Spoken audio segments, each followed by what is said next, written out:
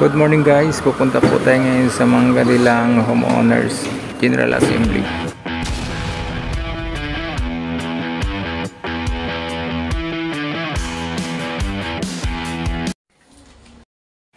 So ito po si Reda de la TV, samahan niyo po kami ngayon guys.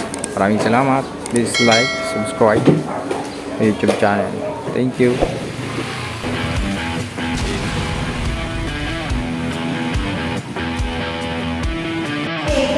Report 28598 was already cancelled by tax declaration number 115-004-297562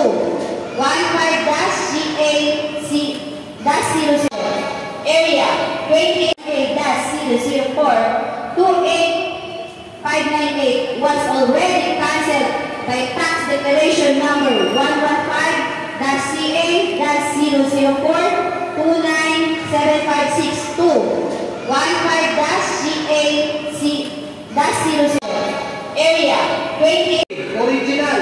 Ito po ay nakapangalan sa survey ng Isidro Victorio na may land owner OCT number 4331 na kiniklaim ng nasabing Di Guzman was already cancelled 89 years ago at yung OCT 4331 ay nakapangalan na ngayon sa Isidro Victorio. Pamilya Victorio ang nagmamay-ari. Okay. Nung namatay ang pamilya Victorio, kinansila ang kanyang OCT 4331, kansilado po. Ayan po, ang Isidro Victorio, kinansel. Bakit kinansel? Sapagkat inapit na po sa apat na magkakapatid. At ito nga po, nakalagay kung sino ang nagmamay-ari ngayon.